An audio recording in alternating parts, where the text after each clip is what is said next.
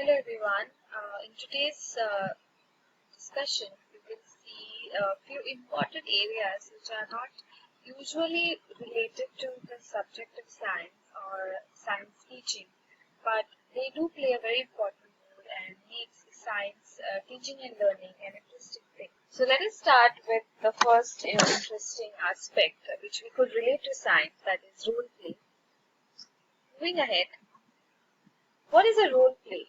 So role play is a technique that allows students to explore realistic situations by interacting with other people in a managed way in order to develop experience and try different strategies in a supported environment. So it's basically exploring realistic situations by playing a role of something. Like for example, some of its advantages include it provides applying concepts that they have learned and presented in the form of a role play. Okay, it also encourages students to work with others in analyzing situations and developing solutions which they would add to the play. It helps to build self-esteem and confidence in they will be performing, and it helps to develop real communication skills in leadership, interviewing, and social interaction. It also involves direct experimental learning. The disadvantages of it would include participants sometimes may feel threatened, shy to perform. They're strongly dependent on students' imagination, like how they are trying to or how they would be portraying a given situation or a concept to the people. It requires experts' guidance and leadership because it needs to be done in a technically correct manner. Time consuming in developing group readiness. It should not be used when there is a pressure of time is present. Okay, because it consumes a lot of time. So this was all about role play and how we could use it in the teaching of science and learning of it. Second is drama. A drama is a composition in verse or prose intended to portray life or characters or to tell a story which usually involves conflicts, emotions, through action and dialogues. Now, what are the advantages of it? It develops verbal and non-verbal communication. It develops empathy. It builds cooperation and develops other social skills. It helps students consider moral issues and develop values. Some of its disadvantages include children can get disordered when overexcited. Some students may feel inadequate or self-conscious compared to those who are naturally good at drama, because not everyone we can expect to be good at it. Not everybody likes drama. Some children may see it as an opportunity to avoid real work because they may take it as a fun part of the learning, but not taking it very seriously. Not all students will be kinesthetic learners, so those who are not, they might find it not so interesting. The focus of the activity is often lost, especially with younger people students, because the level of distractions are way too higher. Now, this is about drama. The third aspect is street play. Now, the advantages of street play includes, we all know what a street play looks like and what exactly it is. So it helps in improving speaking skills, promotes interactions. I had a video of it, but I'm unable to show it right now. But assuming that we all know what exactly a street play is like a group of people performing on a common topic for people or for awareness among the masses. So when you do that, or when you get engrossed in an activity like that, for a subject or for a topic in subject like science, it helps you by improving your speaking skills, promotes interaction with the people around.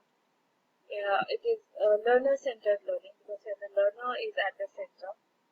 It helps in team building, and like how I said, it involves a lot of thinking skills like self-awareness, critical and creative thinking, decision making, self-management skills. By sharing and exchanging ideas, people will get to know each other and learn about their community. So it is a skill of creating awareness. Is generated by the help of team play. Kinesthetic learners are more happy when they are given such a task. Disadvantage is something that is it is something that is time consuming. It requires a lot of time on the part of the teacher and the students. Some students might feel shy to perform it in front of a larger audience, like on a bus stand, or maybe going to a place where you see many people around, okay, in a university or in a college or a crowded place. So some students are not very comfortable performing in a village rather, in a city. So they might feel shy, and noise can be another disadvantage. And you need crowd first. Now the next element is music. We all know how music can be a soothing experience for all of us, and if we could use it in the teaching and learning of science, nothing could be greater than that. So let us see how music, like there are different songs and different topics associated with. For example, every subject, not only science, but with every subject, you have different songs which can enhance your experience of learning it. So how this music could be advantageous? It helps the children acquire skills and knowledge in a creative manner because they are interested and engrossed in music. It plays a valued role in creating cultures. It benefits children with special needs as they enjoy learning with music. So music could be something very exciting for them. Uh, so that is one of the components along with role play, drama, street play. Okay. So next is documentaries. So what is a documentary? Documentary is a film, television or radio program that gives facts or information about a particular subject. Advantages of it would be it builds social and emotional awareness,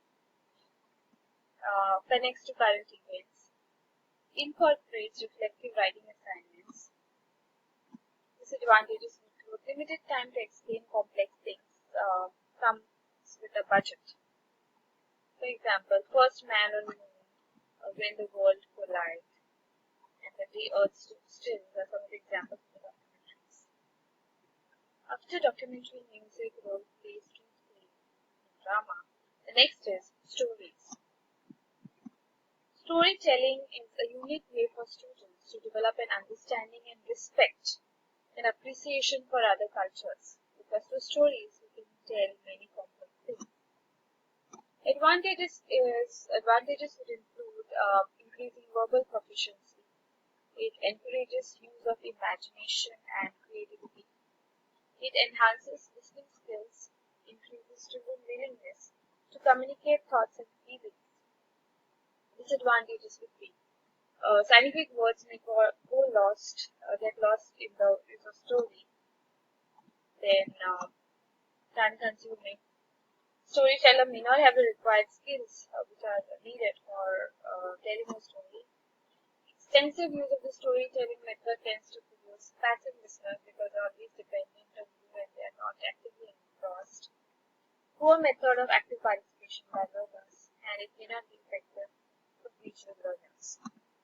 So this was about some of the elements like role play, drama, music, then street play, documentaries, stories, and how this could be advantages and what are the disadvantages in the teaching and learning of science. So if you have any queries related to